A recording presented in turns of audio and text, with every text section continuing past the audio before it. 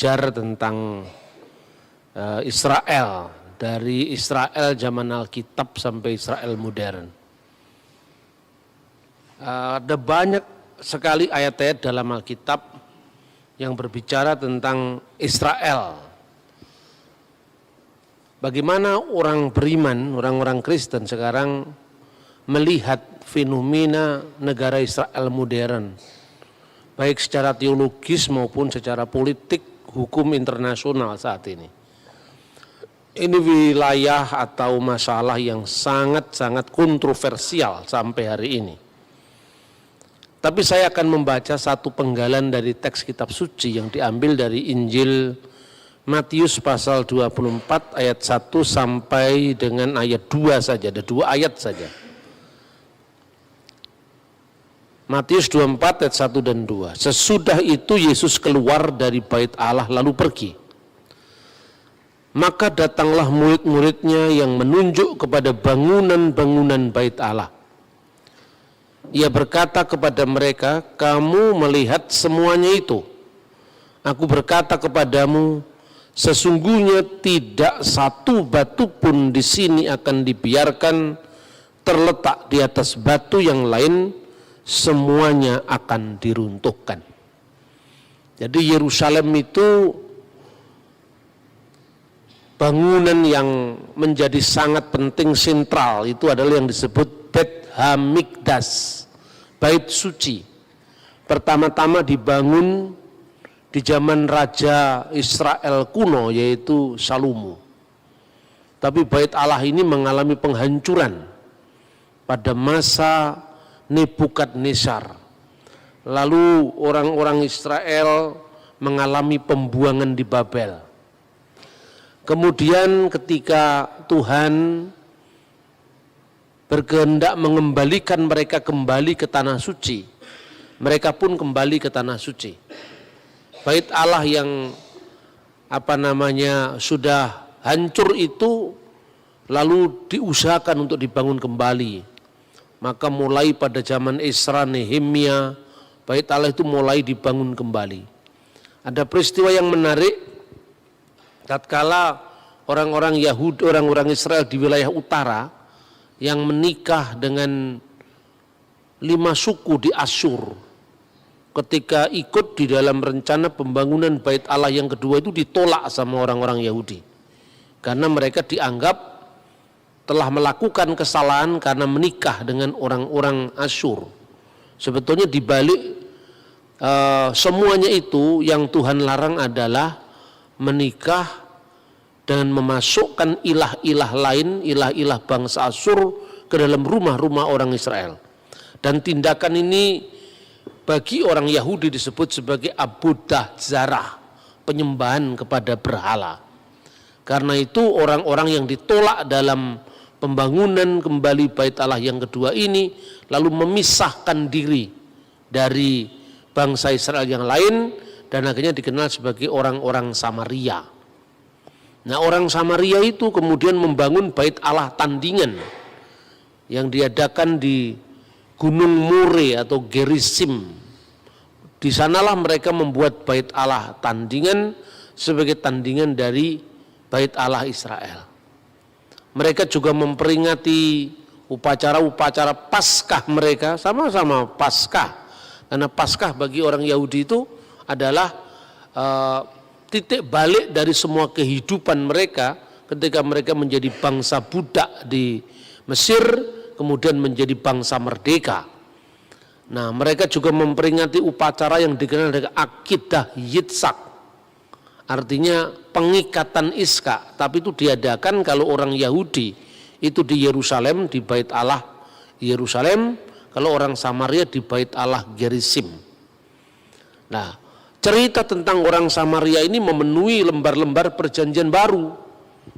Tentang orang Samaria yang baik hati, yang terkenal, yang dipuji oleh Yesus, ortopraksinya, kelakuannya yang baik dipuji oleh Yesus. Tapi tatkala perempuan Samaria kemudian memberi minum kepada Yesus di perigi Yakub, di sumur Yakub, murid-murid dan bahkan orang Yahudi pada umumnya tidak bisa ngerti kenapa Yesus begitu dekat dengan orang Samaria. Lalu orang Samaria itu pun bertanya bahwa Tuhan adalah orang Yahudi, haruskah minta minum kepada orang Samaria? Yesus secara ortopraksi, kelakuan hidup yang benar, itu memuji orang Samaria. Akan datang saatnya, dan kini sudah tiba saatnya kamu tidak menyembah Allah di gunung ini, maksudnya di gunung Gerizim, kiblatnya orang Samaria, tidak pula di Yerusalem. Karena Allah itu roh, maka hendaknya setiap orang menyembah dia dalam roh dan kebenaran. Ungkapan yang sangat terkenal di dalam Yohanes pasal 4 ayat 24. Tetapi Yesus selalu mengatakan dalam konteks orang Samaria itu, bahwa keselamatan itu datang dari bangsa Yahudi. Artinya di sini Yesus memilih secara ortodoksia, secara kebenaran ajaran. Yesus tidak rekomendasi orang Samaria. Kebenaran karena itu keselamatan itu datang dari orang Yahudi. Tetapi secara ortopraksia, secara perilaku hidup yang benar, buah-buah dari iman yang benar, Yesus juga memuji orang Samaria.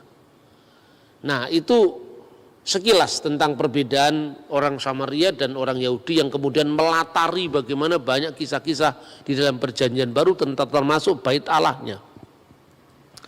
Berabad-abad sampai pada zaman Yesus itu orang Yahudi dan Samaria itu saling mengutuk dan tidak menyapa.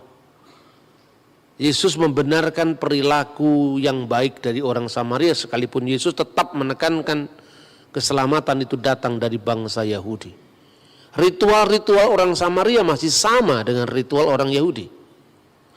Misalnya, yang paling terkenal itu adalah Akedah Yitzhak. Akedah Yitzhak itu adalah pengikatan Iskak. Nah, di dalam upacara Yahudi di Yerusalem, itu pusatnya ada di Bait Allah, Yerusalem. Diperingati setiap tahun baru Yahudi yang dikenal Rosh Hashanah.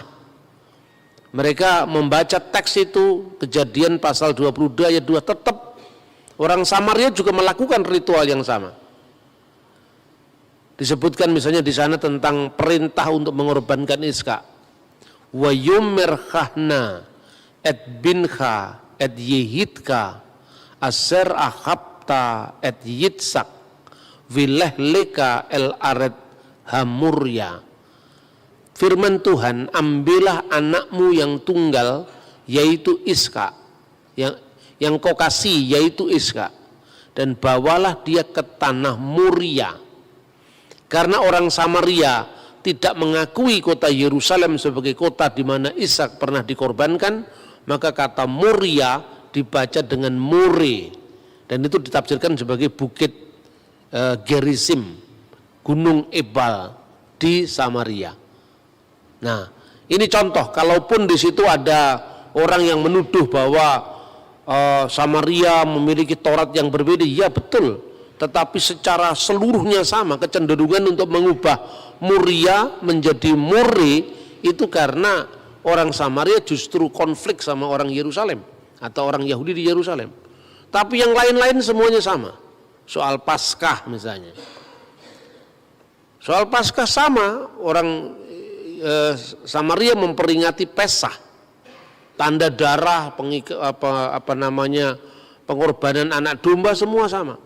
Ketika orang Yahudi di Israel dan Tuhan memberikan 10 bala kepada bangsa Mesir, di setiap rumah yang pintunya ada tanda darah anak domba, maka kemudian firman Tuhan katakan, ketika aku melihat tanda darah itu, maka aku akan melewati mereka.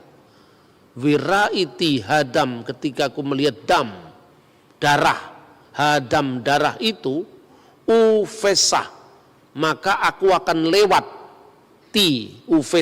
maka aku akan lewat alaihem, atas mereka. Dari kata Pesah kemudian menjadi kata Paskah, Passover, itu pun ritualnya sama. Orang Yahudi menggunakan simbol yaitu potongan daging anak domba, sejenis salad. Setiap tanggal 15 bulan Nisan mereka melakukan perjamuan Paskah. Lalu ketika roti dipecah-pecahkan, kemudian anggur sengsara dituangkan, itu urutan-urutannya ternyata persis sama dengan urutan-urutan perjamuan akhir Yesus. Jadi kekristenan itu sama sekali bukan menciptakan sesuatu yang baru, tradisi baru, tetapi benar-benar merupakan penggenapan dari perjanjian lama.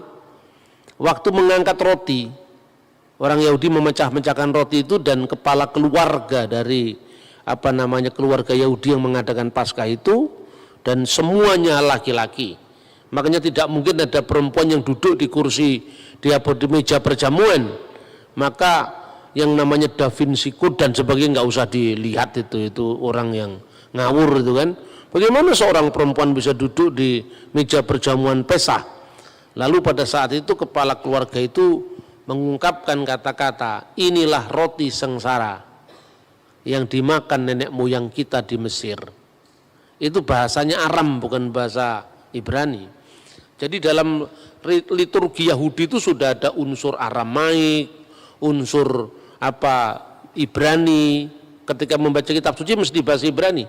Tapi beberapa ritual Yahudi itu bahasanya Aram. Misalnya halahama anniya diakalu afahtana bi'ar'a Misrayim.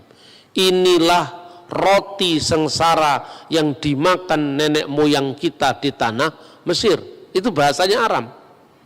Ketika mereka mengakhiri setiap ibadah mereka, mereka mengucapkan Ose Shalom, itu Ibrani. Ose Shalom bimromau huya ase Shalom alainu wekal Yisrael Imru amin. Itu Ibrani. Doa-doa mereka, doa berkat roti dan anggur, semua juga doa Ibrani. Baruch atah Adonai Elohenu melek ulam, ya, purei pihagaven, yang telah memberkati buah anggur, dan seterusnya. Doa Yahudi juga mengenal doa bahasa Aram, misalnya ketika mengucapkan doa Kadis. Doa Kadis itu pakai bahasa Aram. Tetapi nama rumah ibadah selain yang di Yerusalem, Bet Hamikdas, yaitu bahasa Ibranianya rumah suci, Bet Hamikdas, Bait Allah, itu banyak muncul di kitab Yehezkiel. Tetapi mereka menyebut rumah-rumah ibadat mereka yang di luar kota suci Yerusalem, yang menghadap semua ke Yerusalem, namanya adalah sinagogi. Dan sinagogi itu bahasa Yunani. Maka tidak perlu dipersoalkan sekarang kenapa Injil Perjanjian Baru ditulis bahasa Yunani, kita bingung. Terus kita ini orang Kristen kecenderungannya memuja agama Yahudi, bukan Israelnya, agama Yahudi. Makanya kita suka kalau ibadah pakai shofar, ya. Kita semua pakai sampai selendang-selendang Yahudi dipakai, tapi yang ditiup cuman shofarnya, semanya yang pakai bahasa Ibrani dia nggak tahu. Makanya jadi aneh, gereja Pentakosta Karismatik pakai shofar, tidak ada satu kata Ibrani pun terucap, tapi yang ditiup cuman shofarnya itu kan. Artinya kalau memang mau belajar ya benar-benar harus mendalam. Nah, pada saat mereka sudah berkat piala anggur itu dibagi-bagi, inilah roti sengsara yang dimakan nenek moyang kita di Mesir. Yesus tidak mengucapkan itu pada waktu perjamuan akhir kan. Yesus mengucapkan inilah tubuhku yang dipecah-pecahkan. Waktu orang Yahudi mengucapkan inilah anggur sengsara yang diminum nenek moyang kita di Mesir, Yesus mengatakan inilah darahku, darah perjanjian baru yang ditumpahkan, dan seterusnya.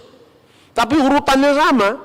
Urutannya memecah-mecahkan roti memberkati, kemudian menuang piala anggur memberkati, dan akhir dari ibadah Paskah itu adalah membaca Mazmur, yang di dalam Alkitab dikatakan, maka setelah menyanyikan nyanyian pujian, Yesus meninggalkan rumah perjamuan akhir itu, dan kemudian dia ke Taman Getsemani. Yang disebut menyanyikan nyanyian pujian itu bermazmur dengan mazmur haleluya. Mazmur yang diawali dengan halelu dalam bahasa Ibrani. Terpujilah halelu. ya terpujilah Tuhan, haleluya, terpujilah Adonai atau Tuhan. Baru dibaca itu. Cara membacanya bagaimana? Ya kayak orang Yahudi selalu mengajikan teks-teks Taurat, teks-teks Jabur atau Mazmur. Dia mengucapkan misalnya Samakti bi umerim libet Adonai nilak, ya. Jadi Mizmor le David, Mazmur dari Daud. Terus kemudian tata cara ini diambil alih oleh orang-orang Kristen kuno, baik itu orang Ortodok maupun Ritus Timur di Syria, di Mesir, di mana min Mazamir dari kitab Mazmur. Ibraninya Mizmor le David, Mazmur dari Daud. Sama orang Kristen diteruskan, kalau dia Yunani bahasanya Yunani, kalau Arab bahasanya Arab, kalau Aramaik bahasanya Aramaik. Mizmor li Daud menjadi min Mazamir li Daud dari Daud. Liyabina Daudin nabi wa malikut tohir barokatuhu alaina amin. Haleluya. Ini Kristen bukan Islam, bukan. Nah, bahwa Islam mirip dengan itu urusannya mereka. Wong itu kita sebelum Islam sudah ada, Yahudi, Kristen sudah membaca kitab sucinya dengan begitu. Nah, ini saudara-saudara Paskah. Orang Yahudi memahami Paskah itu apa? Paskah keluaran dari tanah Mesir. Maka setelah mereka memecah-mecahkan roti, meminum anggur itu, mereka mengatakan, sekalipun inilah kisah Paskah di mana Tuhan dengan tangannya yang perkasa telah menyelamatkan bangsa kita dari perbudakan di tanah Mesir menuju ke tanah perjanjian.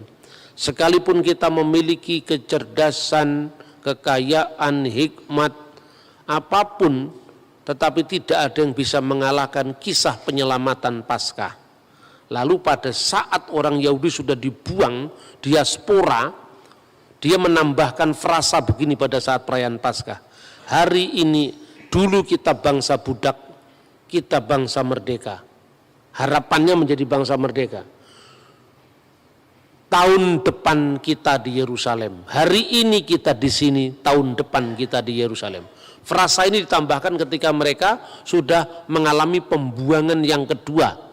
Sejak Jenderal Titus meratakan Yerusalem, bait Allah menjadi tanah sesuai dengan nubuatan Yesus tadi. Kamu lihat gedung-gedung yang megah ini. Tak satu pun batu terletak di atas batu yang lain, semuanya diratakan menjadi tanah. Sejak satu bangsa Yahudi mengalami diaspora di seluruh dunia.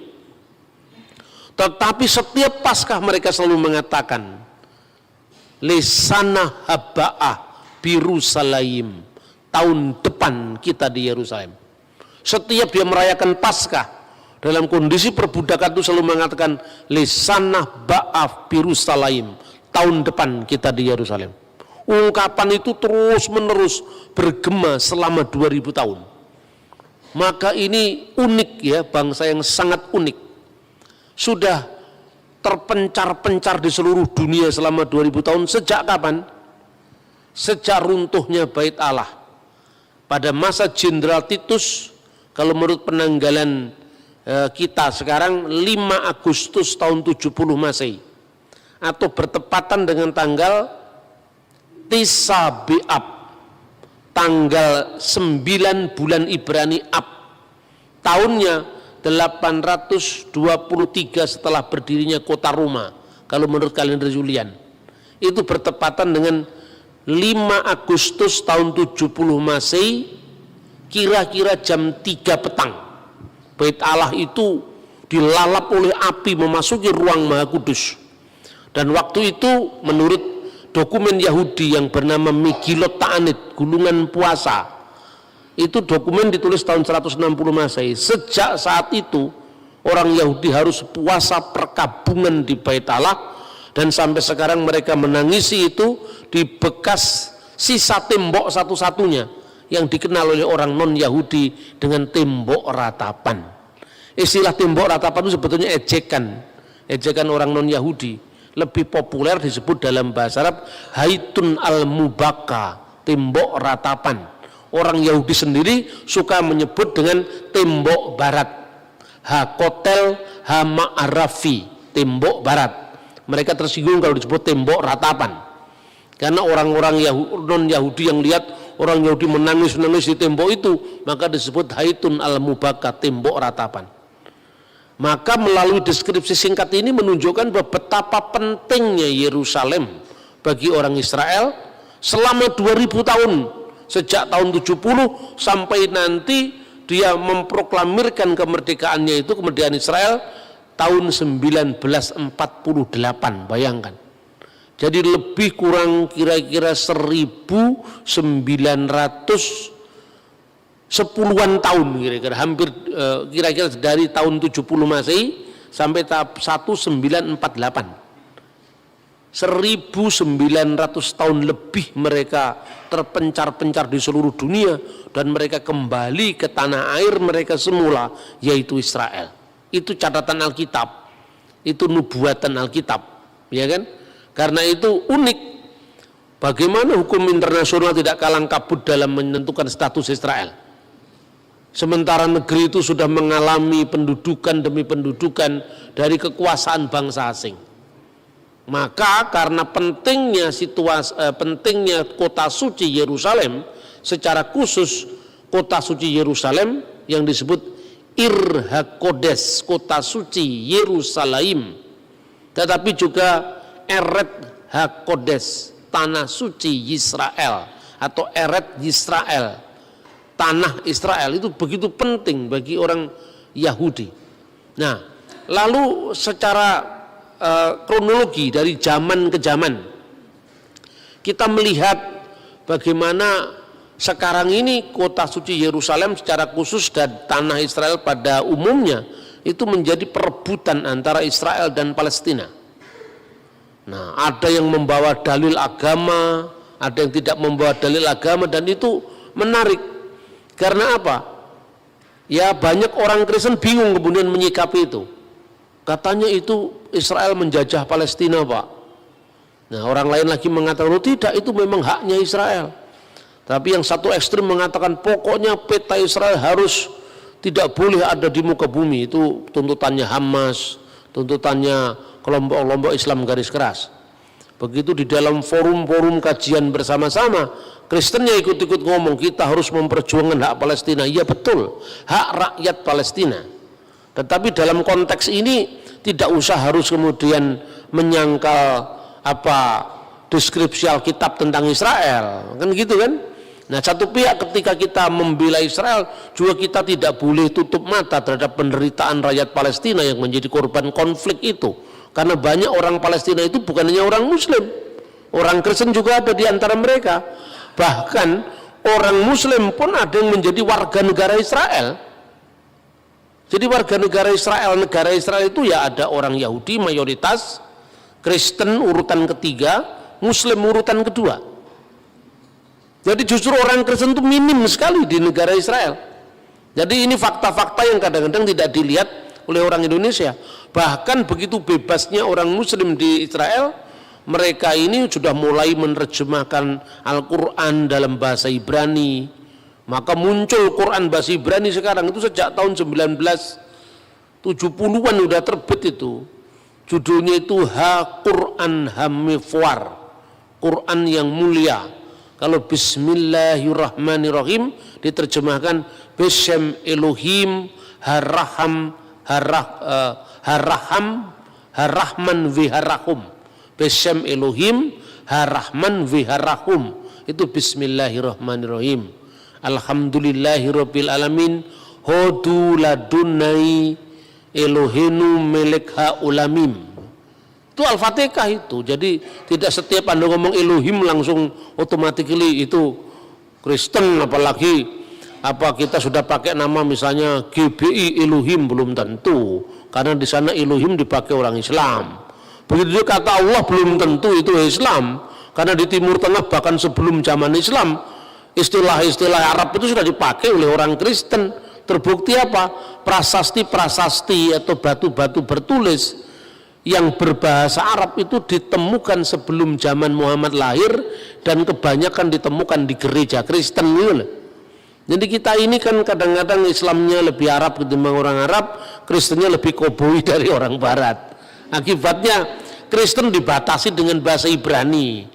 Lalu kalau kita tidak ngomong Yesua Hamasiah seolah-olah tidak sah. Ya toh? Orang Yahudi tidak pernah ngomong Yahweh, kita Yahweh Yahweh. Itu dari mana itu? Kan itu kan? Lebih parah lagi ketika Anda baca perjanjian baru tidak sepotong pun itu kata Yahweh muncul di sana. Jadi tren sekarang. Nah, saudara-saudara, kita akan batasi pembahasan kita merunut bagaimana sejarah Israel, ya. Ketika kemudian mereka terpencar-pencar di seluruh dunia itu, mereka itu ada yang ada di barat, ya, di Eropa barat, ada di Eropa timur, ada yang di benua timur, seperti Yaman, Mesir, India, itu banyak orang Yahudi. Makanya kalau Anda membaca sejarah Islam, kota Yastrib, kota Madinah, sebelum dijadikan kotanya Islam yang disebut Madinatun Nabi, itu ada 3 suku Yahudi yang di sana. Kemungkinan mereka juga datang setelah tahun 70 terusir dari Yerusalem. Begitu juga di Yaman, begitu juga di Mesir, begitu juga di India. Lah orang-orang Yahudi yang di Eropa ini namanya adalah Askenazim bahasanya. Orang Yahudi tapi dialeknya dialek Eropa Barat. Misalnya kalau ngomong Safuot, dia tidak bisa ngomong huruf T, Safuot, tapi mengucapkan Safuos. Sabat, Sabas, itu Yahudi Askenazim. Ya, banyak orang-orang Israel yang sekarang jadi pejabat-pejabat pemerintah itu Yahudi Askenazim karena mereka emigran aliyah dari Eropa, aliyah dari Amerika. Tapi kalau mereka dari Yahudi Spanyol, orang-orang Yahudi Spanyol itu lebih fasih bahasa Ibrani. Kalau ngomong Safuot ya Safuot. Safuot itu Pentakosta maksudnya. Kalau ngomong Sabat ya Sabat. Baruh atah Adonai Elohenu melek olam, bahasanya lebih fasih. Begitu juga orang Yahudi itu dinamakan orang-orang Yahudi Sephardim, yang di barat, Eropa Barat, Amerika, Yahudi Askenazim, yang Yahudi di wilayah Eropa Timur, Spanyol secara khusus namanya Sephardim. Orang-orang Yahudi yang di Yaman, di Mesir itu namanya Misrahin. Jadi ada 3 kelompok itu bahasanya, dialeknya agak beda. Dan bahasa Ibrani sekarang cukup bisa dibedakan dengan bahasa Ibrani klasik dalam Alkitab. Nah, tapi satu mujizat luar biasa yang kita lihat, Pak. Bahasa Ibrani itu menjadi bahasa mati selama 2000 tahun. Bayangkan, 2000 tahun itu cuma jadi bahasa-bahasa di tempat ibadah. Paling-paling kalau di anak orang Yahudi dia membaca Shema Yisrael Adonai Elohenu Adonai Echad. Itu kalau orang-orang Sephardim. Bahasanya begitu. Jadi mendayu-dayu kayak Islam, bukan kayak Islam. Islam kayak ini lebih tepat karena ini lebih tua daripada Islam. Adonai Elohenu Adonai Echad, sambil meniup shofar itu. Terus kemudian kan mirip dengan Hayyalas Shalah. Tapi kalau dia orang Yahudi dari Spanyol, orang Yahudi Spanyol yang mengucapkan, kalau orang Yahudi Askenazim mirip Protestan, mirip Katolik, karena pengaruh Barat Kristen itu kuat. Misalnya Shema Yisrael Adonai Eloheinu Adonai Echad, itu kalau Yahudi yang di Barat. Tapi baik yang Shema Israel maupun yang Shema Israel, jangan salah paham, dua-duanya nggak percaya Yesus. Itu yang penting. Jadi jangan ke Yahudi-Yahudian, sudahlah warisi gereja yang apa adanya. Kita ini mewarisi multikulturalisme gereja. Ya karena Yesus itu memang Tuhan segala bangsa. bukan hanya miliknya satu suku bangsa tertentu. Maka kalau kita membaca Alkitab pun warisan bahasa yang multilingual itu kita warisi. Perjanjian lama itu bahasa Ibrani mayoritas, tapi ada beberapa pasal dari perjanjian lama bahasa Aram. Separuh dari kitab Daniel itu bahasanya Aram. Seluruh perjanjian baru bahasanya Yunani, tetapi stylenya Aramaik. Banyak kata-kata Aram yang muncul, misalnya Gabata, Evata, sebetulnya Etfata. Di ejaan Yunani jadi Evata, Tali Takum, Eli Lama Sabaktani. Itu kan bahasa Aram. Jadi stylenya itu bahasa Aram, tapi memang lingua franca saat itu bahasa Yunani.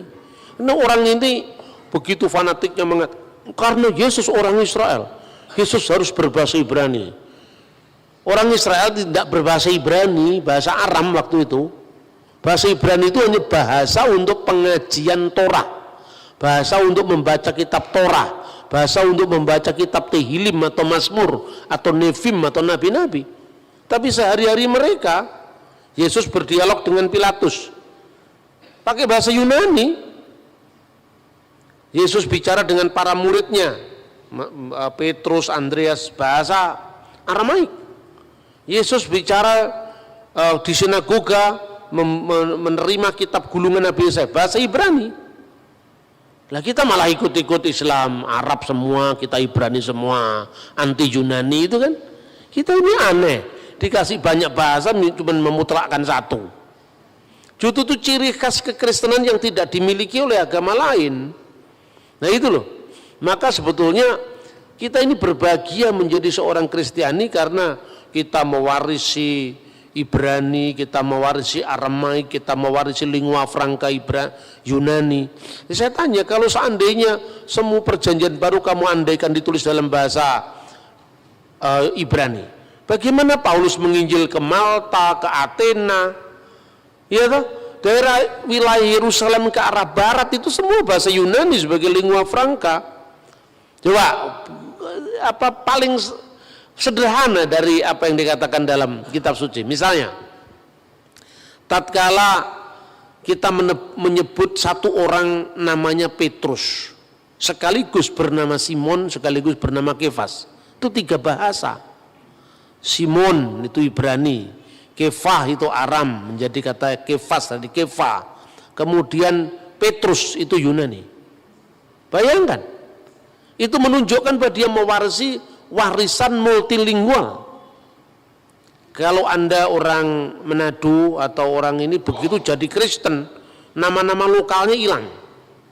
Tetapi kalau Anda orang Jawa, nama lokalnya masih ada, ditambahi nama Kristen, nama Sansekerta, kan itu kan kemajemukan masyarakat. Nama saya Bambang itu nama Jawa, Jawa asli itu.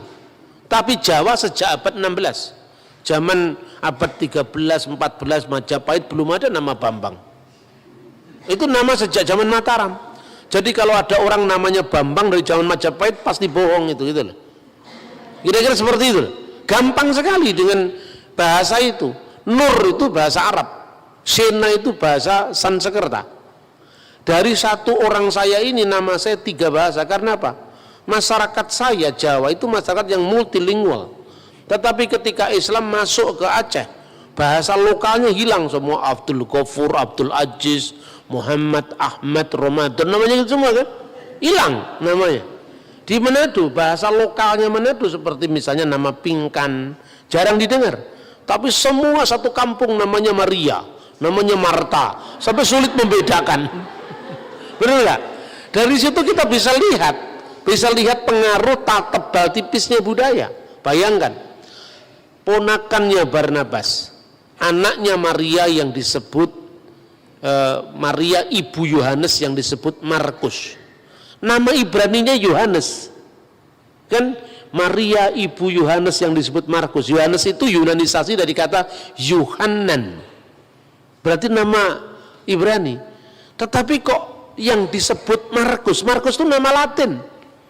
Itu nama Kaisar Romawi misalnya Marcus Aurelius, coba orang Yahudi namanya Marcus, nama Latin. Itu menunjukkan apa? Tingkat keterbukaan budaya orang-orang Israel pada zaman Yesus terhadap budaya luar, sekalipun mereka selalu memprotek dengan iman Yahudi mereka, tapi tidak mengharamkan agama apa budaya lain. Contohnya Alkitab diterjemahkan sejak tahun 300-an sebelum Masehi, namanya Septuaginta, dan di situ Tetragrammaton YHWH itu diterjemahkan dengan Kurios. Itu tidak usah dipersoalkan. Nah, justru yang dipersoalkan bagi kita itu gini, ketika kita bicara tentang Israel itu antara kekaguman, ketakjuban akan karya Allah dan mujizat bangsa Israel itu, tapi juga tidak boleh kehilangan semangat kita untuk kita tetap memberitakan Injil. Karena ternyata orang Israel yang kita kagumi, yang kita sanjung-sanjung itu malah tidak percaya atau belum percaya dengan Injil. Itu satu. Kedua, kita harus memilah Yahudi yang ditawarkan kepada kita ini Yahudi dari abad keberapa. Maka kita harus lihat sejarahnya runut. Malah kita ini orang Kristen ikut-ikut jadi Yahudi. Terus sekarang ada sinagognya di Manado. Gara-gara dia bisa menemukan saya turunan Yahudi dari suku apa, ditinggal Tuhan Yesus. Keterikatan darah lebih kuat daripada keterikatan iman, gitu loh. Makanya orang Kristen tidak boleh mengalami penyakit yang namanya minderwaardigheid kompleks, kata orang Belanda. Jadi penyakit minder ini yang membuat Anda ini pengikut Yesus kok minder, kan gitu kan, nggak boleh yang seperti itu. Kita harus memilah Yahudi yang ditawarkan kepada kita ini Yahudi dari abad keberapa. Maka kita harus lihat sejarahnya runut. Malah kita ini orang Kristen ikut-ikut jadi Yahudi. Terus sekarang ada sinagognya di Manado. Gara-gara dia bisa menemukan saya turunan Yahudi dari suku apa, ditinggal Tuhan Yesus. Keterikatan darah lebih kuat daripada keterikatan iman, gitu loh. Makanya orang Kristen tidak boleh mengalami penyakit yang namanya minderwaardigheid kompleks, kata orang Belanda. Jadi penyakit minder ini yang membuat Anda ini pengikut Yesus kok minder, kan gitu kan, nggak boleh yang seperti itu. Nah, saudara-saudara yang terkasih dalam Tuhan, dengan munculnya agama Islam, kota Yerusalem punya status baru, yaitu kota suci ketiga setelah Mekah dan Madinah. Tapi itu kapan mulainya? Maka semua klaim-klaim baik itu Yerusalem itu miliknya Islam, itu tanah wakaf sampai akhir zaman misalnya, kemudian dia Yahudi, untung orang Kristen tidak terlalu ikut mengklaim. Karena apa? Bagi orang Kristen Yerusalem baru itu lebih penting ketimbang Yerusalem sekarang. Sekalipun keterikatan kita dengan Yerusalem lama ini tetap ada, karena ini historis sifatnya, sejarah sifatnya, antara nubuat dan penggenapan, antara simbol dan hakikat. Makanya tidak mungkin ada perjanjian baru tanpa perjanjian lama. Tidak mungkin ada Israel baru yang disebut gereja tanpa Israel yang lama. Sedangkan simbolnya aja mulai Pesah, Paskah juga sama kok. Kitabnya orang Yahudi utuh-utuh kita terima tanpa revisi apapun. Soal beda terjemahan itu lazim lah. Yang luar biasa kan gini, orang Kristen dituduh kitabnya palsu. Ini pembahasan besok. Bayangkan 2000 tahun lebih Samaria Yahudi berpisah. Kurang dari 2000 tahun sejak tahun 90 Masehi Kristen dan Yahudi berpisah. Tapi Tauratnya masih sama. Yaitu Taurat Musa itu loh. Dari Kejadian, Keluaran, Imamat, Ulangan, Bilangan, Ulangan. Sama. 2000 tahun berpisah. Tauratnya Yahudi, Tauratnya Samaria, dan Kristen sama. Cuma orang Samaria tidak percaya dengan Yosua terus sampai Maleakhi, dia tidak percaya. Karena apa? Nah, kalau dia percaya kan Yosua itu akhirnya tibanya Yerusalem. Wow, kalau kitab Yosua tibanya di Yerusalem, padahal Yerusalem tidak dia kehendaki sebagai kota suci. Bagian-bagian pertama kitab Yosua dia ambil ditempatkan setelah pasal 34 kitab Ulangan. Jadi bukan Taurat Samaria berbeda atau 6.000 ayat yang berbeda, bukan 6.000 ayat-ayat dari awal kitab Yosua diambil sama dia utuh-utuh ditempatkan setelah pasal 34, makanya jumlahnya lebih banyak. Kenapa? Karena dia tidak mau pilih semua Yosua, apalagi nabi-nabi, karena arahnya kok semua membenarkan Yerusalem gitu lah, kira-kira seperti itu. Tapi yang penting dasar Tauratnya itu tidak berbeda. Orang ya Samaria punya Paskah, Yahudi punya Paskah, Kristen juga menggenapi Paskah itu dengan Paskah Kalvarinya Yesus. Nah, kalau orang Islam boleh aja dia menerima Taurat, boleh saja, tapi kan Taurat yang dibayangkan sendiri, Taurat yang diturunkan kepada Nabi Musa lewat malaikat Jibril. Namanya kepercayaan itu kan hak asasi setiap orang. Tapi kalau saya katakan kami juga punya Taurat Pak, saya bilang ya, tapi Tauratmu Taurat dari alam lain karena nggak pernah eksis. Tauratnya Islam kan Taurat dari alam lain kan, nggak punya eksistensi sama sekali. Dia hanya mengandaikan ada Taurat yang digambarkan, diwahyukan, tapi dia menolak Taurat yang ada sekarang dengan tuduhan pemalsuan. Yang justru ajaibnya itu apa? Kristen, Yahudi, Tauratnya masih sama. Tafsirannya beda, ya tafsirannya beda. Sesama Kristen aja, Katolik sama Protestan juga beda tafsir kok. Apalagi beda. Satunya tidak percaya Yesus, satunya percaya Yesus, tapi kitabnya masih sama, itu luar biasa itu. Nah, ini menjadi bukti bagaimana Alkitab itu tidak berubah.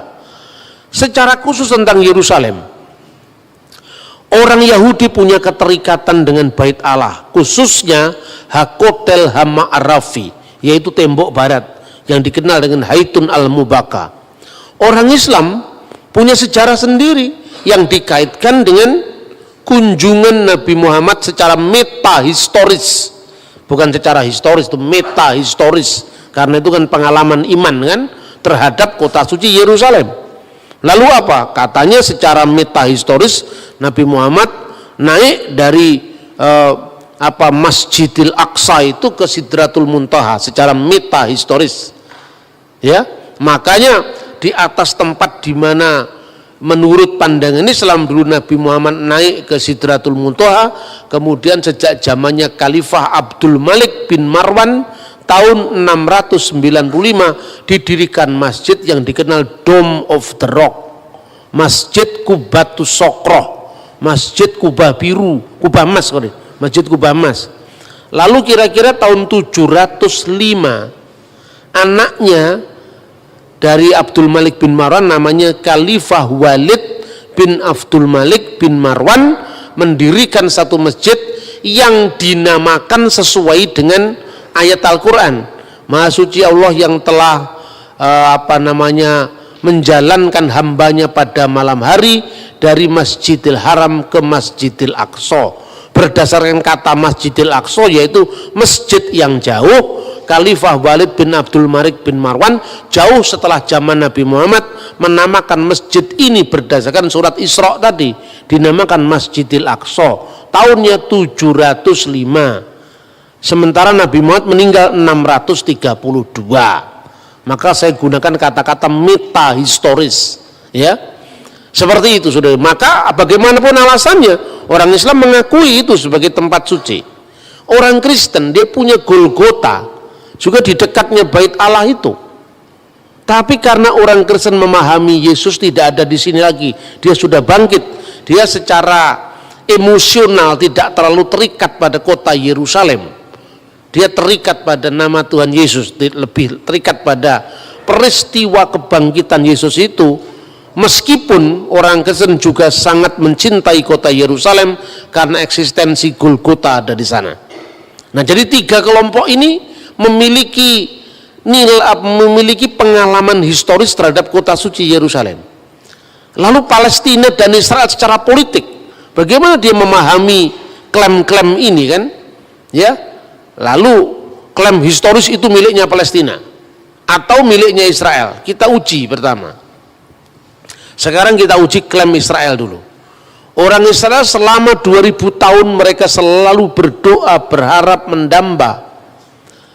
Mereka selalu mengatakan, tahun ini kita di sini, lasana habba'ah Yerusalem, tapi tahun depan kita di Yerusalem. Itu bukti liturgis bahwa mereka selalu merindukan kota Yerusalem sekalipun mereka terserak-serak di seluruh dunia.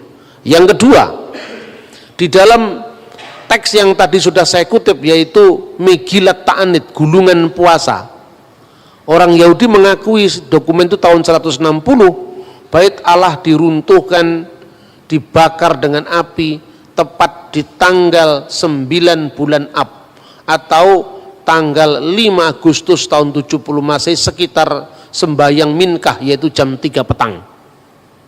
Tanggalnya, tahunnya, sampai jamnya dicatat loh saudara-saudara.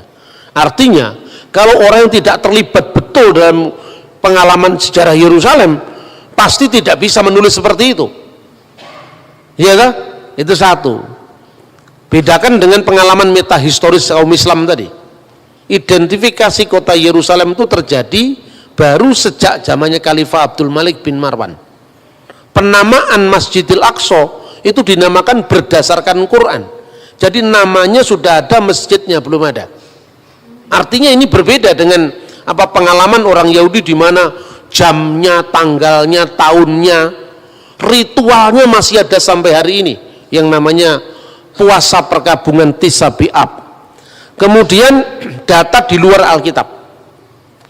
Data di luar Alkitab, pertama saya menemukan prasasti yang ditulis oleh Fir'aun Merenpetah. Itu berkuasa kira-kira tahun 1213 sampai dari 1203 sebelum Masehi. Dalam prasasti Fir'aun Merenpetah itu disebutkan Zir-Il, maksudnya Israel, Zir-Il Plat Ben Perat. Israel telah dibiarkan gersang, benihnya tidak ada lagi. Ini setelah peristiwa Eksodus. Jadi Fir'aun Merenpetah itu hidup setelah Fir'aun Eksodus yang menceritakan penaklukan terhadap Yerusalem, terhadap Israel.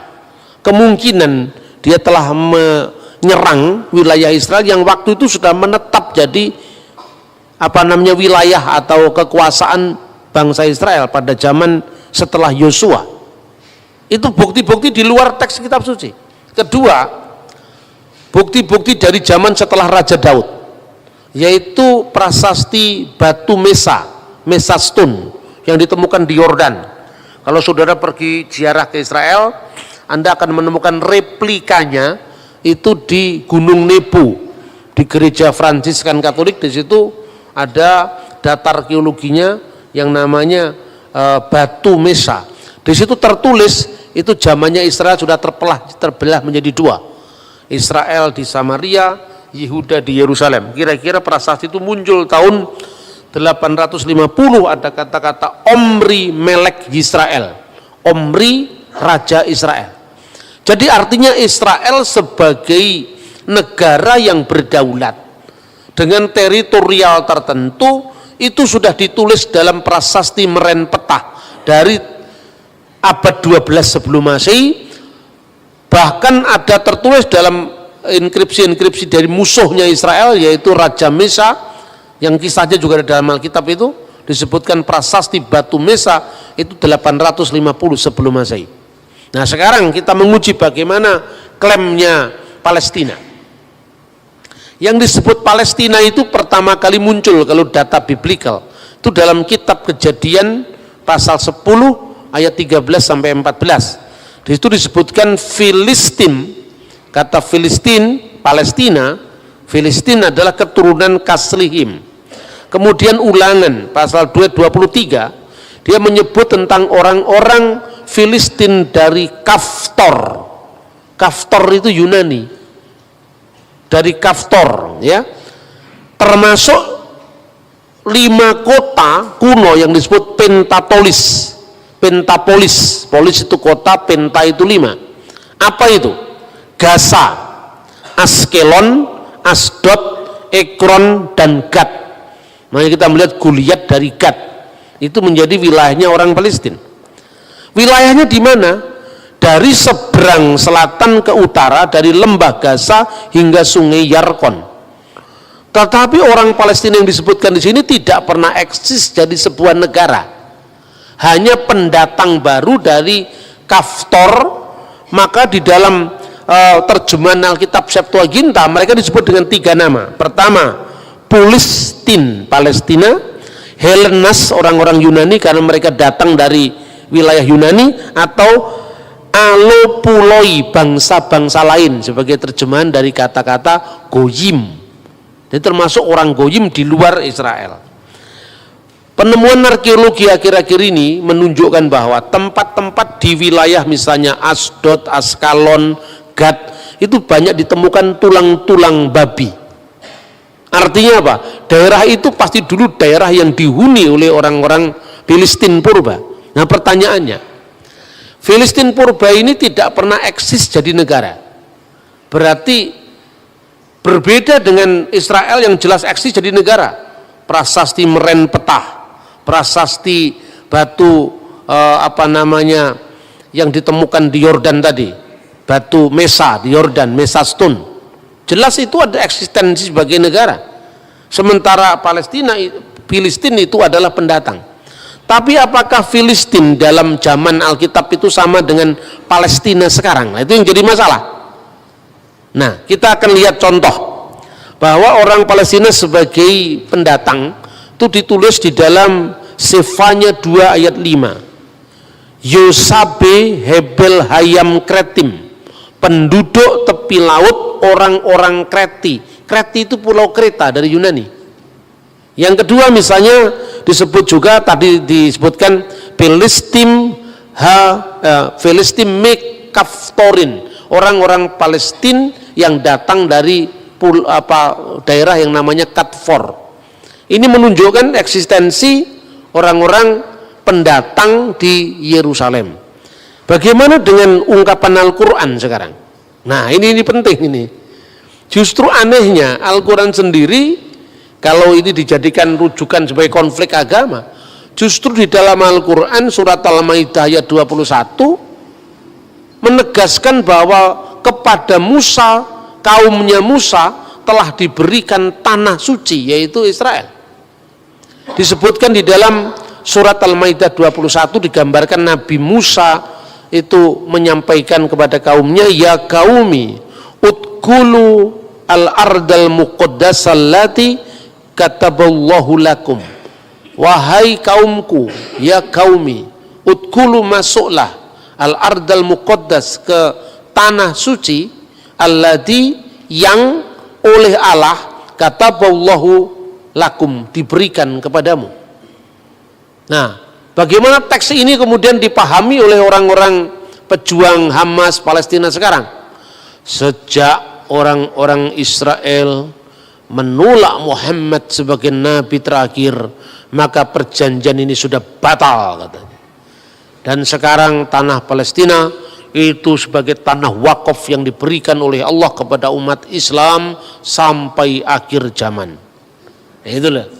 Jadi ini Quran ini katanya batal karena sejak orang Yahudi menolak Isa Al-Masih dan Muhammad, itu kira-kira.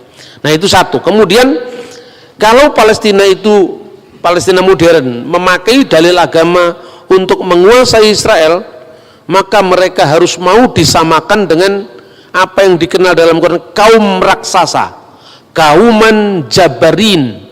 Kauman jabarin, orang-orang raksasa yang diusir dari tanah suci bersamaan dengan masuknya kaum Musa.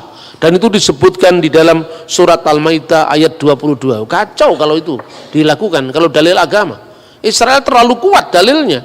Baik dalil itu hukum internasional maupun data sejarah di luar Alkitab maupun data sejarah Alkitab, bahkan Quran sendiri menyebut itu adalah miliknya Israel.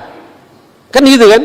Nah ini repot. Dan yang ketiga sekarang, nama Palestina modern itu yang dikenal sekarang, apakah itu sama dengan Filistin? Ternyata tidak. Karena apa? Setelah runtuhnya Bait Allah tahun 70 Masehi, kira-kira tahun 136 Kaisar Hadrianus menguasai Yerusalem secara lebih keras lagi. Pasca pemberontakan Bar Kokhba itu oleh Rabi Yahudi saat itu ditahbiskan jadi putra bintang, itu adalah Mesias. Tapi ketika Bar Kokhba kemudian ditundukkan oleh Romawi, maka orang-orang Yahudi semua terusir semua. Saat itu nama Israel harus terhapus dari peta sejarah. Makanya dibuat sebuah strategi untuk menghapuskan negara Israel. Nah, pada zaman dahulu Israel kan dijajah oleh Romawi. Pada saat kematian Herodes Agung, ketiga anaknya diberikan warisan oleh pemerintah Romawi karena bangsa Yahudi tidak suka dan ketiga anak Herodes Agung ini, yaitu Herodes Antipas, kemudian Herodes Archelaus, kemudian Herodes Philippus. Mereka tidak setuju dengan tiga-tiganya, tapi dipaksa jadi tiga.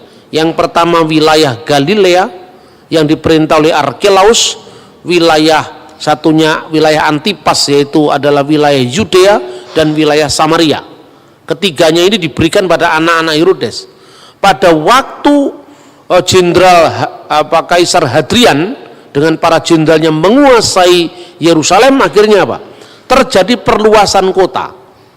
Jadi wilayah Yudea dijadikan provinsi, wilayah Galilea dijadikan provinsi, wilayah Samaria, dataran tinggi Golan dijadikan provinsi. Maka wilayah Syria digabung dengan wilayah Yudea dan namanya adalah Syria Palestina. Nama Palestina justru yang mengangkat itu adalah kaisar pagan yang namanya Hadrianus. Maka wilayah Syria, untuk menggantikan nama Israel, menghapus dari muka sejarah, diperkenalkan istilah baru yaitu Syria Palestina. Itu abad kedua. Kota Yerusalem harus terhapus dari peta. Karena selama ada impian tentang kota Yerusalem atau tanah Israel, nanti orang Yahudi terus menerus mengatakan lesana habba'ah birusalaim, tahun depan kita di Yerusalem. Selama nama-nama Israel, Yerusalem tidak hilang dari ingatan orang Israel, selama itu Roma tidak yakin bahwa Israel tidak bangkit lagi sebagai sebuah kerajaan, maka kota Yerusalem bersamaan dan penghapusan kota Israel dihapus dan dinamakan dengan Alia Capitolina, dan nama itu diabdikan untuk dewi kafir mereka, Alia Capitolina. Menariknya, kata Yerusalem tidak muncul dalam Al-Quran, tidak muncul dalam hadis. Al-Quran tidak muncul satu kata pun tentang kata Yerusalem. Kalau Israel ada, ya Bani Israel, tapi kata Yerusalem tidak muncul. Tradisi Islam kemudian setelah Quran dan setelah hadis menyebut Yerusalem dengan Al-Quds, kota suci. Al-Qudus, kota suci. Karena Yerusalem menjadi kota suci ketiga setelah Makkah Al-Mukarramah, Madinah Al-Munawwarah, dan Al-Quds, yaitu kota suci ketiga, kota Yerusalem. Yang menarik, perjanjian Umar bin Khattab ketika memasuki kota Yerusalem, dia adalah sahabat Nabi setelah Abu Bakar, kemudian Umar. Lalu pada zaman Umar dia melakukan Mistaq al-Umariyah, yaitu perjanjian atau konstitusi Umar. Dia menyebut kata Yerusalem penduduk Ilia, dan kata Ilia itu ada dari kata Alia Capitolina. Jadi artinya justru data dari sumber sejarah Islam klasik malah tidak menyebut kota Yerusalem sesuai dengan nama yang diberikan dari Taurat, kota Salem, dan nama yang diberikan kitab nabi-nabi Yerusalem, tapi nama yang diberikan oleh kaisar pagan yaitu Elia, Alia Capitolina. Maka segala macam identifikasi secara teologis dari Quran maupun dari sejarah Islam akan merugikan Palestina. Karena apa? Yang jelas Quran tidak menyebut kata Yerusalem, Quran malah menyebut kata tradisi Islam kemudian malah menyebut kota Alia, dan Alia itu membenarkan Alia Capitolina. Kalau dia menyebut Filistin, itu sama dengan tadi kaum raksasa yang dikalahkan Daud, yaitu Goliat, dan itu ada dalam surat Al-Maidah. Kaum raksasa yang diusir dari kota tanah suci begitu kaum Musa memasuki kota suci itu. Ini sulitnya identifikasi keagamaan bagi perjuangan Palestina. Lalu sisa satu lagi, kalau gitu apa yang harus dilakukan? Ya lihat dari hukum internasional sekarang. Satu-satunya begitu, tidak bisa pembenaran secara agama. Kalau pembenaran agama Israel pasti menang. Wong jelas itu datanya tidak hanya ada dalam kitab suci, baik Taurat, Injil, Quran, bahkan catatan-catatan sejarah yang menunjukkan bahwa bangsa Israel memang eksis sebagai bangsa. Tetapi hukum internasional memang tidak memiliki aturan yang jelas. Bagaimana kalau sebuah negara 2000 tahun sudah hilang kemudian kembali? Lah ini hanya ada di dalam rencana Tuhan, tidak ada di hukum internasional ini. 2000 tahun sudah meninggalkan kota Yerusalem, jadi masalah. Di situ sudah pernah diduduki orang Roma, setelah Roma Persia, setelah Persia Roma lagi, setelah Roma kemudian Arab. Setelah Arab, kan bangsa Arab itu menduduki ketika zamannya dinasti Umayyah, zamannya Khalifah Abdul Malik bin Marwan. Lalu dinasti Umayyah runtuh jadi dinasti Abbasiyah, kemudian dinasti Mamluk Mesir. Terakhir adalah dinasti atau kekalifan Ottoman. Kekalifan Ottoman itu Turki modern. Nah, waktu Perang Dunia Pertama tahun 1914, mereka kalah dengan lawan-lawan mereka. Karena Turki di pihak yang kalah perang, maka otomatis daerahnya diserahkan kepada yang menang perang. Itu Perang Dunia Pertama 1914. Lalu diserahkanlah kepada Inggris. Sementara di wilayah Israel itu sudah ada orang-orang Arab, ya, orang-orang Arab itu sebetulnya Palestina modern itu kan orang-orang Arab itu, baik itu orang Kristen maupun orang Islam. Di situ juga ada orang-orang Yahudi yang mulai aliyah itu emigran dari benua Eropa, dari Amerika, dari Timur Tengah, dari India, semua masuk ke situ. Mereka membeli tanah orang setempat, sebagian ngerampas, ya itu juga diakui. Ada orang-orang Zionis itu yang merampasi tanahnya orang-orang Palestina Kristen, seperti yang dialami oleh Abuna atau pendeta Elias Sakur. Keluarganya dirampas kebun anggurnya, alasannya dijadikan apa, itu ternyata dimiliki oleh orang Israel. Itu diselesaikan tidak di dalam konteks negara, tapi dalam konteks penegakan HAM, kan itu kan harus dipilah mana, bukan Palestina sebagai negara tapi rakyat Palestina. Itu yang terjadi. Makanya pada saat sekarang ini ada seorang Arab Kristen Palestina, namanya adalah Hanan Nasrawi. Dia selalu memenangkan diplomasi di forum internasional. Kalau pihak Hamas itu pihak Islam yang garis keras itu munculnya setelah Intifadah tahun 1987. Mereka selalu mengatakan hapus peta Israel dari muka bumi, ya itu kan cakar PDW itu. Ya toh? Karena ini tanah wakaf umat Islam sampai akhir zaman, dia semaunya sendiri, kan nggak begitu hukum internasional. Dan dokumennya tidak ada seperti itu. Tanah wakaf itu kan urusanmu. Tahu hukum internasionalnya seperti apa? Hanan Nasrawi sadar. Sebagai seorang Kristen dia tahu Alkitab pasti. Bukan hanya tahu Alkitab, dia tahu dokumen-dokumen sejarah. Bahwa kalau kita memakai dalil keagamaan kita mesti kalah. Karena memang baik Al-Quran maupun Alkitab kalau dalil agama membenarkan kepemilikan Israel. Lalu dia pakai dalil HAM. Waktu saat ada konflik tanah, bahwa ada orang-orang Israel yang menguasai tanah itu secara paksa, pembayaran ganti rugi nggak dilakukan, orang ini terusir. Terus ditanya di forum internasional, di PBB, orang yang bersangkutan itu dihadirkan. Ini tanah milik siapa? Negara Israel mengklaim ini tanah wilayah Israel. Ya, saya tahu ini wilayah Israel. Tapi tanah itu miliknya siapa? Ini tanahnya pemerintah Republik Indonesia. Tapi gereja ini sertifikatnya namanya siapa? Kan itu kan persoalannya. Tetangga sebelah itu masa ada sertifikat miliknya Republik Indonesia? Enggak kok. Sertifikatnya itu punya siapa? Misalnya punya Tuan Samuel. Tuan Samuel berasal dari mana tanah ini? Dari bapak saya Tuan Daud. Bapak Tuan Daud dari mana? Oh, dari kakek saya Tuan Sulaiman. Oh, jelas. Mana sertifikatnya? Ini sertifikatnya. Sertifikat ini tidak dicabut ketika Israel menguasai tempat ini. Terus kemudian forum internasional mengatakan, serahkan ini kepada yang punya. Bahwa wilayah ini sekarang menjadi wilayah Israel, itu no problem. Silahkan, wong itu wilayah negara. Tapi sertifikatnya siapa? Ya, orang ini serahkan. Kalau kamu mau beli, ya beli dengan harga yang layak. Itu yang terjadi. Jadi antara penyelesaian secara HAM, secara pribadi, dengan penyelesaian secara politik. Sama dengan gini, Indonesia dulu kan milik dijajah Belanda, ya toh? Setelah dijajah Belanda kita merdeka. Tanah yang kita miliki ini tanah nenek moyang kita sebelum Indonesia merdeka, ya toh?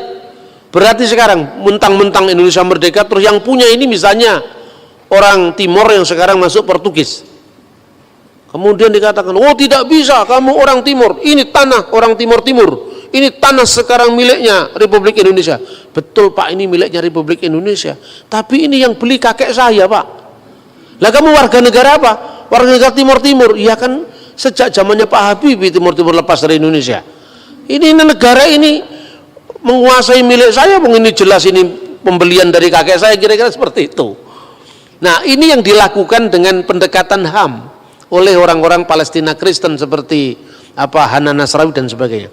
Tapi sekarang kita runut bagaimana sejarahnya Israel secara modern. Setelah tahun 1914 Turki kalah perang, Palestina diserahkan kepada Inggris karena pihak pemenang. Lalu Inggris mengeluarkan mandat yang namanya Deklarasi Balfour. Deklarasi Balfour itu dikeluarkan tahun 1917 dengan ketentuan bahwa tempat ini Israel adalah tanah air bagi bangsa Yahudi. Nah, lalu menimbulkan protes bagi orang-orang lokal yang menghuni tempat itu sebelum pendatang-pendatang Yahudi datang ke tanah Israel. Ketika terjadi proses rakyat itu, mereka kan warga negara, dulunya kan warga negara Turki. Tapi kan Turki sudah kalah perang dunia pertama, harus diserahkan kepada Inggris. Inggris mengeluarkan deklarasi Balfour yang mengatakan itu tanah milik, itu tanah air Israel. Orang-orang yang menduduki tanah itu sebelum Israel datang, artinya orang-orang Yahudi yang datang dari barat tadi, keberatan. Lalu pada tahun 1937 dikeluarkan yang namanya Komisi Lordville, karena ada orang yang namanya Tuanville, maka Lordville. Di sana dibuat obsesi pilihan, ya, tanah Israel di tanah yang sama itu, di tanah suci itu, pembentukan dua negara dalam koeksistensi damai, yaitu negara Israel dan negara Palestina. Itu ditawarkan tahun 1947, dikeluarkan lagi resolusi PBB 181 yang mengatakan mengulangi kembali solusi dua negara. Di tanah suci ada dua negara, yaitu negara Israel dan negara Palestina, dengan catatan kota Yerusalem tidak boleh, Yerusalem Timur tidak boleh menjadi ibu kota salah satu negara yang berkonflik. Yerusalem Timur harus ditentukan statusnya secara hukum internasional sebagai corpus separatum, sebagai bagian yang terpisah di bawah hukum internasional. Takhta Suci Vatikan sepakat dengan PBB, Israel sepakat dengan PBB, tetapi orang Palestina menolak karena dihasut oleh suku orang-orang Arab tetangganya. Oh tidak bisa, mereka tidak mau terima. Status wilayah tanah suci itu statusnya kosong kekuasaan. Karena apa? Ini kan statusnya masih di bawah mandat internasional, mandat Inggris yang memenangkan perang dunia pertama, kan itu kan? Berarti statusnya apa? Statusnya dia kosong. Ketika orang-orang Palestina masih sibuk menolak dan mereka punya agenda menghapus Israel dan tidak ada negara Israel sampai kapanpun juga di wilayah Palestina. Sementara status quo negara wilayah itu dalam kondisi tidak lagi di bawah Turki karena Turki sudah kalah perang. sama lawan-lawannya yang antara lain Inggris. Israel curi start untuk kemerdekaannya. Ya, mumpung ini masih kosong, tidak di wilayah siapa-siapa, kemudian ada deklarasi Balfour yang mendukung itu tanah air Israel. Soal Palestina nanti mau terima atau tidak urusan lain. Yang penting sudah ada jalur hukum bahwa ini adalah statusnya kosong. Maka dia proklamirkan kemerdekaan 14 Mei 1948. Itu kira-kira seperti itu loh. Jadi kalau saya membahasnya kan netral saya ngomong sejarah ya sejarah. Begitu 14 Mei 1948 negara Israel diproklamirkan, negara-negara Arab mengeroyok Israel. Salah satunya Lebanon, Suriah, Irak, Yordan, Mesir, dan Saudi Arabia. Negara-negara Arab yang mengeroyok Israel itu tidak semuanya Islam. Lebanon mayoritas Kristen waktu itu. Jadi tidak bisa kita batasi hanya konflik agama. 5 negara tadi kalah semua sama Israel. Dan ini orang yang heran, pengamat militer juga heran. Ini negara kecil baru bangkit begitu, kok bisa menang sama negara-negara raksasa dari 5 negara loh. Lebanon, Suriah, Irak, Yordan, Arab Saudi. Bahkan kemenangan itu telah menambah wilayah. Yang dulu kan ditentukan, ini wilayah Israel, ini wilayah Palestina oleh mandat PBB, resolusi 181. Dengan kemenangan perang itu, dia menambah wilayahnya 50% lebih. Jadi dari dulu yang menjadi wilayahnya Palestina sekarang menjadi wilayah Israel. Lah, ini kan bukan pencaplokan, ini menang perang kok. Salahnya sendiri kamu menolak kemarin. Kalau kamu menerima opsi 2 negara, selesai kan wilayah masing-masing. Lah ini kamu menolak, kemudian kamu ngelawan kami, kemerdekaan kami perang dan kamu kalah. Lah ketika kalah kan kemudian wilayah yang dimenangkan tadi secara hukum internasional diakui sebagai pemenang perang. Seperti kasusnya menangnya perang Inggris dan sekutunya atas Turki dan sekutunya. Gitulah kira-kira. Nah, perlawanan tidak berhenti. Mulai muncul selain perang tahun 48, lalu disusul lagi perang 6 hari tahun 1967, terakhir perang Yom Kippur 1973. Di perang Yom Kippur itu menarik. Orang Yahudi pada masa raya kan tidak boleh perang, diserang mendadak, tapi ya menang akhirnya. Nah, ketika Israel itu menang, ini menjadi problem bagi negara-negara itu. Kemudian perjanjian terus dilakukan. Muncullah Yasser Arafat. Yasser Arafat itu istrinya orang Kristen, menikah campur itu, menikah beda agama itu. Jadi di Timur Tengah itu istrinya tetap Kristen, makanya dulu kalau Natalan selalu istrinya itu datang ke gereja, ikut liturgi sampai selesai, Arafat menunggui di sampingnya. Di Timur Tengah yang begini bukan pemandangan yang aneh. Biasa ulama masuk gereja mengucapkan selamat Natal itu biasa. Itu yang dilakukan oleh Rafsanjani di Iran, yang dilakukan Syekh Al-Azhar di Mesir, yang dilakukan mulai Presiden Yasser Arafat sampai Presiden Mahmud Abbas. Palestina sekarang itu biasa. Hanya orang Indonesia aja yang lebih Arab ketimbang orang Arab. Tapi ya sudah, ini kan urusan akidah masing-masing, silakanlah. Saya cuma membandingkan bahwa mengucapkan selamat Natal di negara-negara Arab itu bukan hal yang aneh itu loh. Kemudian solusi 2 negara tadi diterima oleh Arafat. Arafat menerima solusi 2 negara, tapi pada pihak lain tetap intifadah jalan. Artinya ada orang Palestina moderat di garisnya Fatahnya Arafat ini, lalu orang Palestina yang garis keras, faksi agama, melahirkan yang namanya Hamas.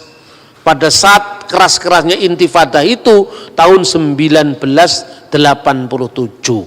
Akhirnya sejak saat itu Palestina terbelah menjadi 2, yaitu faksi Hamas dan faksi Fatah. Itu yang terjadi seperti itu. Nah, pada saat sekarang ini setelah pemilu tahun 2006 ya, kemudian sebelum itu ya tahun 80-an itu sampai Presiden Anwar Sadat mati terbunuh itu kan karena perjanjian damai dengan Israel. Nah, 50% lebih dari kemenangan perang tadi lewat meja perundingan sama Israel dikembalikan ke Mesir. Maka Sinai saya kembalikan, ya, wilayah Yordan juga ini milik kamu. Tapi kamu jangan ganggu saya lagi ya. Nah, makanya sejak saat itu Yordan sama Mesir sekarang menjadi sahabat Israel. Saudi menjadi sahabat Israel. Irak belum. Lebanon masih keras, ya kan? Itu yang terjadi sekarang ini. Nah, kemudian baru-baru beberapa tahun terakhir ini mereka ingin menerima solusi dua negara damai, tetapi minta wilayah sebelum perang, yang tidak bisa dong. Loh, kamu kemarin kan ngelawan perang, setelah perang saya menang, masa wilayah yang sebelum perang yang ditentukan PBB kamu minta lagi? Tidak bisa. Jadi itu dikatakan pencaplokan wilayah-wilayah Palestina, itu sejatinya tidak seperti itu. Ini secara apa? Nah, kemudian baru-baru beberapa tahun terakhir ini mereka ingin menerima solusi dua negara damai, tetapi minta wilayah sebelum perang, yang tidak bisa dong. Loh, kamu kemarin kan ngelawan perang, setelah perang saya menang, masa wilayah yang sebelum perang yang ditentukan PBB kamu minta lagi? Tidak bisa. Jadi itu dikatakan pencaplokan wilayah-wilayah Palestina, itu sejatinya tidak seperti itu.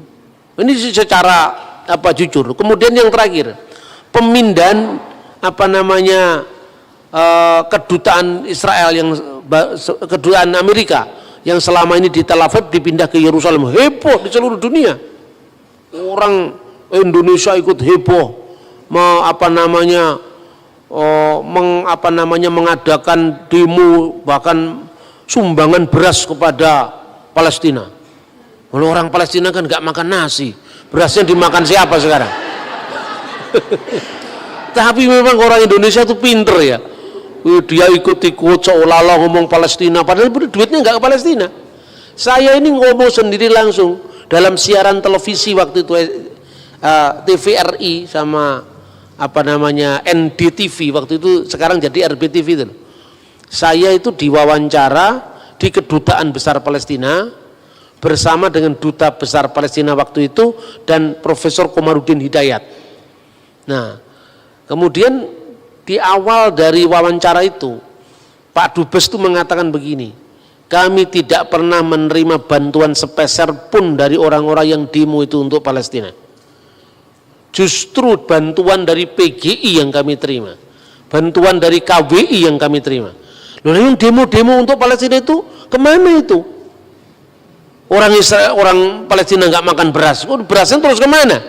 Jangan dijual untuk biaya apa itu demo berikutnya, atau biaya kampanye partai tertentu, kita tidak tahu. Itu yang terjadi. Makanya begitu mudah kita ini dihasut oleh masalah agama. Pemilu tahun 2006, kemudian Hamas ikut pemilu, Fatah ikut pemilu. Fatahnya kalah dengan Hamas. Faksi Islam garis keras menang. Kenapa kekalahan Fatah? Salah satunya partai nasionalis ini korupsi. Ini sejak dulu sama begitu. Makanya kalau Anda ke partai nasionalis, hati-hati jangan mencintai mamon. Ideologinya bagus tapi mentalitasnya rusak. Karena di sana terkenal sekali orang-orang Fatah itu banyak melakukan pungutan-pungutan pada rakyat Palestina. Di tengah-tengah kesulitan seperti itu, maka rakyat Palestina pro kepada asal beda dengan Fatah. Hamas menang telak. Waktu menang telak itu, kemudian negara-negara barat kebingungan, wah ini kalau partai garis keras ini menang, ini tidak ada lagi perundingan terhadap Israel. Maka kemudian salah satunya bantuan untuk Palestina, yang itu sebenarnya tersalur nggak tahu kemana, untuk bikin merakit bom itu nggak tahu kemana, itu langsung ditarik. Kemudian setelah ditarik diadakan lobbying lagi, waktu Ismail Haniyeh masih menjadi apa namanya Perdana Menteri, tapi presidennya dari Fatah, yaitu Mahmud Abbas. Nah sekarang ini jujur wilayah Gaza itu wilayah menjadi markasnya Palestina, faksi Hamas. Wilayah West Bank, wilayah apa jalur apa itu tepi barat itu wilayahnya Fatah sampai hari ini. Makanya saudara-saudara ngomong tentang Palestina itu rumit. Nah, ketika Donald Trump memindahkan apa namanya kedutaannya ke wilayah Yerusalem Timur, itu langsung heboh rame. Saya waktu itu ada di sana. Saya nginep di hotel yang sama untuk demo itu. Itu yang demo cuma beberapa gelintir orang. Tapi foto-foto demo dari tahun kesekian dimunculkan di Indonesia. Jadi kami itu hanya tertunda mungkin hanya setengah jam. Jadi mereka itu teriak-teriak, pasang spanduk, kemudian ya mereka tertib demonya juga. Bis asing itu keluar, lalu mereka jalan, nggak nutup jalan. Itu di Indonesia beritanya heboh sekali. Katanya ini Yerusalem sedang kacau, makanya orang nggak berani ke Israel. Padahal aman-aman saja Israel. Kalau Anda pernah ya pergi, saya juga banyak mengalami itu kan, saya ke Israel itu kan paling sering loh. Mungkin sudah puluhan kali saya, setiap tahun 4 kali, 2 kali, 5 kali gitu ya, sejak di bawah tahun 2000. Karena saya punya interest tinggi kepada studi tentang Timur Tengah toh. Dan saya punya banyak teman di sana waktu saya masih kuliah di Timur Tengah dulu. Nah itu kemudian diekspos, di blow up besar-besaran. Kadang-kadang gambarnya itu bukan gambar demo saat itu. Ternyata benar-benar Trump memindahkan kedutaannya. Tapi Trump itu juga pintar. Tempat yang didirikan untuk kedutaan Israel itu bukan di wilayah Yerusalem Timur, perbatasan Yerusalem Timur, Yerusalem Barat, ini Yerusalem Timur. PBB menentukan yang disebut Corpus Separatum itu hanya Yerusalem Timur, di mana Bait Allah di dalamnya. Sementara Yerusalem Kota Baru itu tidak termasuk wilayah yang Corpus Separatum tadi. Lihat Trump mendirikan itu di sini. Ini di bawah, ini Yerusalem Barat bukan Yerusalem Timur. Jadi kalau mereka ngugat rame-rame, ini kan bukan Yerusalem Timur, ini Yerusalem Barat, tapi tetanggaan dikit aja, ya toh? Kalau orang nyebrang di sini, lewat garis ini Anda sudah bisa beli makanan, beli jus, beli minuman di sini. Jadi kira-kira kalau pegawai kedutaannya besar dia mau jajan ya sebelah sini juga, Yerusalem Timur, tapi posisi gedungnya itu tidak di wilayah Yerusalem Timur, tapi di wilayah Yerusalem Barat yang tidak termasuk dalam definisi Corpus Separatum tadi. Nah, tapi Israel memang pinter ya memang. Mereka menggunakan itu. Nah ini loh, Amerika aja sudah masuk. Bagaimana negara lain? Amerika Latin yang lain-lain mulai mindahin satu. Status quo itu menjadi pembenaran internasional terhadap Israel. Mestinya Palestina itu belajar di Republik Indonesia. Apa kita dulu tidak sulit menyampaikan batas wilayah kita? Coba. Waktu sidang PPKI, sidang Dokuritsu Chunbei Inkai, zaman Jepang itu kan, Bung Hatta, Pak Yamin, Bung Karno berdebat wilayah Indonesia. Pak Yamin yang paling ekspansif, wilayah Indonesia adalah Astadwipa Pulau yang ke-8, wilayah Majapahit Raya waktu itu. Nah, kerajaan Majapahit itu kan wilayahnya sampai di Singapura. Masa Singapura mau dimasukkan Indonesia? Itu Pak Yamin. Bung Hatta lebih realistis. Waktu debat soal Papua itu masuk Indonesia apa tidak? Masuk katanya Yamin, karena Papua itu disebut Wanin zaman kerajaan Majapahit. Bung Hatta mengatakan, rasnya itu warnanya beda dengan kita loh. Mereka ini bukan termasuk orang-orang Melanesia yang rasnya sama dengan Indonesia Barat, tetapi mereka termasuk Polynesia. Melanesia, kita termasuk Polynesia, mereka termasuk Melanesia. Katanya Pak Yamin, dalam dokumen negara Kertagama itu disebut wilayah Indonesia. Zaman Van Vollenhoven itu wilayah hukum adat Ternate Tidore, jadi wilayah Indonesia. Yang lebih realistis mereka mengatakan, udahlah jangan terlalu tinggi-tinggi, Papua oke lah masuk, karena itu wilayah Hindia Belanda. Tetapi daerah-daerah lain seperti Thailand jelas nggak masuk, sekalipun dulu masuk Majapahit. Lalu yang paling masuk akal, bekas jajahan Hindia Belanda adalah wilayah Indonesia. Tapi Belanda kan nggak mau mengakui. Yang pertama-tama diadakan mulai dari konferensi Perjanjian Linggarjati, Renville sampai Meja Bundar kan? Pada awal-awal tahun 46 Perjanjian Linggarjati hanya mengakui Indonesia itu wilayahnya seluruh Jawa, Madura dan Sumatera. Tapi Indonesia terima. Kenapa terima? Ini kan sebagai titik pijak secara hukum bahwa de facto mereka mengakui kemerdekaan kita. Itu jeniusnya para founding fathers kita. Oke, sementara akui saja. Nanti menjalar, itu loh kira-kira. Kemudian tahun 48 diadakan lagi yang namanya wilayah Indonesia, termasuk adalah Jawa Tengah, Jogja plus Sumatera. Nah, lebih panjang lagi ya. Kemudian Indonesia menerima 3 delegasi asing. Waktu itu Amerika Serikat, Australia dan Belgia. Gencatan senjata dilakukan dengan Van Mook. Artinya apa? Kalau sudah delegasi asing masuk ke Indonesia, berarti secara hukum internasional de facto dan de jure diakui ini wilayah Indonesia. Baru kemudian 2 November tahun 49 Belanda menyerahkan wilayah Indonesia tanpa syarat dengan perkecualian Papua. 1960-an lewat diplomasi yang terus-menerus semua wilayah NKRI ini utuh. Dari tahun 46 sampai tahun 60-an itu dilakukan. Coba kalau Palestina tidak terlalu temperamental, sabar itu kan, orang sabar lebih daripada pahlawan pasti dapat. Lah orang menolak opsi 2 negara damai koeksistensi dalam satu wilayah. Sudah nolak, memerangi. Setelah perang kalah, minta lagi yang ini nggak bisa dong. ini bahasa vulgarnya seperti itu. Karena ini konsumsi jemaat. Saya kalau bicara begini di PGI nggak seperti ini.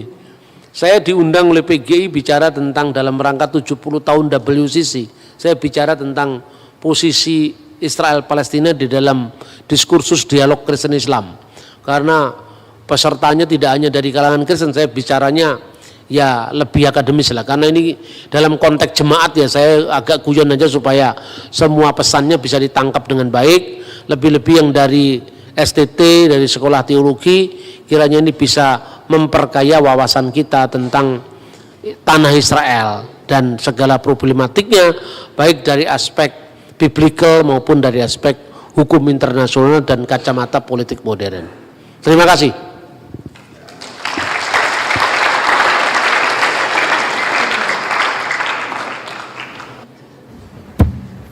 Ya, kita akan masuk tanya jawab. 1 orang 1. Kalau saudara tanya 2 atau 3, kita hanya akui 1. Ya, sampai supaya lebih banyak orang dapat kesempatan. Dan supaya tidak bingung, 1 bertanya, Pak Bambang langsung jawab, setelah itu baru yang lain. Ya, silakan. Terima kasih. Nama saya Ian dari komponen Perkantas. Pertanyaan saya begini Pak, kadang-kadang 1 Korintus 1 itu dilupakan dalam ketika kita belajar mengenai Israel Pak. Maksudnya kita terlalu mengagumi kehebatan kebijaksanaan pikiran orang Israel, sedangkan kalau di konsep perjanjian lama kita melihat bahwa Daud itu sering bilang jangan ambil rohmu daripada aku. Jadi dan kata lain orang Israel itu bodoh dan lemah juga seperti yang tertulis dalam 1 Korintus 1 Pak. Jadi pertanyaan saya, bagaimana kita tetap bisa istilahnya menyaring, memfilter bagian mana yang perlu kita pelajari dari Israel dan bagian mana yang tidak perlu Pak. Karena sejujurnya orang zaman sekarang ini kalau saya lihat Pak, dia gayanya gaya Yunani Pak. Jadi kebijaksanaan, sofi-sofi kayak gitulah Pak. Jadi mohon tanggapannya Pak. Terima kasih. Ya, langsung Pak Bambang. Ya, terima kasih. Memang konteksnya 1 Korintus 1 itu kan bicara tentang orang Yunani dan orang Yahudi. Orang Yahudi meminta tanda, orang Yunani mengejar hikmat kan itu kan. Nah, orang Yahudi meminta tanda, karena tanda di situ adalah tanda mujizat. Sementara mereka mengharapkan Mesias itu kan Mesias politik yang menang perang. Lah kok malah disalib kan itu kan? Makanya bagi orang Yahudi itu satu batu sandungan. Kita berharap Mesias yang menang, kok masa Mesias yang disalib. Bagi orang Yunani, kalau orang Yahudi meminta tanda, mukjizat, orang Yunani Sophia Setousin, mengejar Sophia. Sophia itu yang menjadi kata filosofia, mencintai kebijakan. Dari kata filosofia kemudian muncul kata filsafat. Bagi orang Yahudi itu adalah satu batu sandungan karena nggak cocok dengan apa yang mereka inginkan. Mesias menang, Mesias politik, ternyata Yesus disalib. Tapi bagi orang Yunani itu satu kebodohan. Mereka merasa sebagai bangsa yang telah melahirkan para pencerah peradaban, Plato, Aristoteles, bahkan kita belajar teori atom dari Demokritus, dari teori Pitagoras sampai sekarang di matematika itu muncul dari Yunani. Kira-kira seperti itu. Bagi orang Yahudi adalah batu sandungan, bagi orang Yunani kebodohan. Tetapi Allah menantang, mana orang yang mau mendebat, mana itu orang berhikmat. Ya kira-kira seperti itu. Salib yang menjadi kebodohan bagi orang Yunani, salib yang menjadi batu sandungan bagi orang Yahudi. Bagi kita yang diselamatkan, salib adalah kekuatan Allah dan hikmat Allah. Nah, ini konteksnya orang Yahudi mungkin lamban secara rohani. Nah, kalau mereka cerdas secara rohani kan mereka sudah terima Tuhan Yesus. Tetapi ini tidak mengurangi hormat kita pada setiap orang yang berprestasi untuk mencerahkan peradaban. Karena kita pakai YouTube, pakai Google kan yang bikin orang Yahudi. Ya toh? Jadi ini kalau urusan kecerdasan Google, kecerdasan YouTube, Wikipedia, kita ikut Yahudi. Kalau urusan keselamatan surga jangan ikut Yahudi, tapi ikut Tuhan Yesus. Itu kira-kira. Jadi bodoh yang mana ini? Kalau bodoh dalam konteks iman ya, tetapi kalau dalam konteks ilmu pengetahuan ya kita masih berhutang sama orang Yahudi sampai hari ini. Saya kira itu. Oke, baik. Berikut.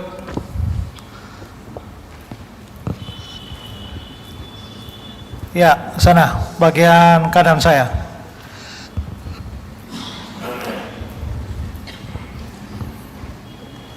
Baik, terima kasih. Saya Ray dari PMK. Jadi saya ingin bertanya kan dari berdasarkan hal yang tadi diberikan oleh Bapak Bambang itu disebutkan bahwa kita orang Kristen ini tidak lagi mengetahui Yerusalem sebagai kota suci dan kita ini sedang menunggu Yerusalem yang kedua begitu. Yang ingin saya tanyakan itu kan sekarang masih lagi dalam konflik Israel Palestina. Yang ingin saya tanyakan itu apa tempat berdiri kita sebagai orang Kristen dalam mendukung hal tersebut? Apakah kita mendukung Yerusalem milik Israel karena secara sejarah itu memang milik Israel, atau apakah kita mengecam Israel karena telah melakukan pelanggaran HAM, ataupun kita hanya membiarkan saja semua itu terjadi dan berdoa saja begitu? Dari saya, terima kasih. Tentu kita tidak bisa membiarkan penindasan. Orang Kristen harus menyatakan salum di tengah-tengah situasi dunia yang tidak adil, keadilan, membawa keadilan di tengah-tengah dunia yang tidak adil. Kan seperti itu kan. Jadi kita tidak bisa membiarkan kesewenang-wenangan orang Israel terhadap rakyat Palestina. Tetapi untuk kota Yerusalem, ya memang ini secara historis memang itu miliknya Israel menurut saya. Tapi mesti dicarikan jalur-jalur yang sifatnya dialogis, ya, supaya tidak perlu ada korban lagi dalam konteks konflik dengan yang lain. Tetapi kalau misalnya tadi dikatakan Yerusalem menurut mandat PBB dan menurut pengakuan hukum internasional bahwa itu adalah corpus separatum yang lalu terpisah dari Israel dan Palestina, sebetulnya ini menarik. Karena apa? Palestina ibu kota Ramallah, Israel ibu kota Tel Aviv, kan gitu kan. Tapi Israel ingin Yerusalem tetap menjadi ibu kota mereka. Nah, menurut saya asal bukan Yerusalem Timur kan sebetulnya itu bukan wilayah Yerusalem yang dimasukkan dalam korpus separatum tadi. Yerusalem wilayah Timur itu Yerusalem kuno itu loh. Karena di situ ada Bait Allah, karena di situ ada sejarah mereka bangsa Yahudi. Mereka tidak ingin dilepaskan dari sejarah masa lalunya gitu. Bagi kita orang Kristen mungkin nggak terlalu emosional seperti orang Yahudi. Tapi kalau Anda orang Kristen, darahmu Yahudi tetap akan terikat dengan itu. Kan gitu kan kira-kira. Jadi bagaimana mencari solusi itu? Ya salah satunya begini. Soal politik bisa diselesaikan dalam konteks dialog-dialog lewat forum-forum internasional. Tidak usah lewat perang. Nah, yang kedua, persoalan HAM-nya diselesaikan. Nah, ini menarik sekarang terakhir-akhir ini ya. Orang Yahudi itu, orang Israel itu mengantisipasi kira-kira kalau jumlah penduduk Palestina nggak di stop, itu pasti kalah mereka. Itu loh. Makanya ini kekhawatiran juga karena orang Israel itu anaknya cuma 2, cuma 3. Orang Palestina anaknya banyak-banyak. Lebih-lebih yang Islam karena boleh menikah lebih dari 1. Katakanlah ini guyonan ini. Kalau istrinya 4, masing-masing anaknya 4 kan 4 kali 4 sama dengan 16. Sempat tidak sempat supaya dibalas kan itu kan. Itu kan kalah. Jumlah orang Palestina Kristen juga kalah. Karena apa? Kira-kira sebelum perang Yom Kippur, perang 6 hari, itu jumlahnya masih di atas 20%, hampir 30%. Tapi sekarang Anda tahu jumlahnya orang Kristen di Palestina tidak sampai 5% sekarang. 5% lebih atau kurang 5%. Karena apa? Dalam konflik-konflik masalah itu mereka banyak keluar negeri, ke Amerika, ke Kanada, kemana, ditinggalkan karena mencari masa hidup yang masa depan yang lebih baik. Kota Nazaret yang dikenal sebagai kotanya Yesus, sekarang jumlahnya tidak signifikan seperti dahulu. Kota Nazaret itu mungkin masih 50-50 Islam Kristennya. Tetapi Bethlehem mayoritas Islam sekarang, Kristennya nggak sampai 5% mungkin. Itu yang terjadi. Nah, dalam kondisi seperti ini, soal-soal pendekatan politik tidak semuanya bisa menolong. Karena apa? Kalau soal politik, kalau orang itu disuruh menunda, sabarlah dulu di sini, ini kota Kristen loh, jangan kemana-mana. Tapi mereka sengsara setiap hari. Mereka keluar dari sana karena orang Kristen punya pendidikan rata-rata lebih bagus. Anaknya mereka cuma 2, paling banyak 3 lah. Nah, kira-kira seperti itu. Kemudian terakhir ini menarik saudara-saudara. Sebelum negara Israel itu berdiri, di sana ada komunitas Katolik yang berada di Holy Land, entah itu Ordo Fransiskan yang banyak berjasa di dalam mengeksplorasi naskah-naskah Qumran, naskah Laut Mati. Suatu ketika itu dia melihat ada kecemasan ini, wah ini kalau begini bisa-bisa jumlah orang Palestina Kristen itu akan habis. Jadi dua-duanya ini bermain, ini menarik ini. Orang Israel bermain sekarang ini. Ada program namanya Taglit. Taglit itu apa? Mereka ini mengundang keturunan-keturunan Israel yang ada di luar negeri. Jadi kalau Anda bisa membuktikan DNA-mu turunan Israel, bisa Anda jadi warga negara Israel. Itu diundang ke sana. Setelah diundang ke sana, mereka dikasih tempat ziarah.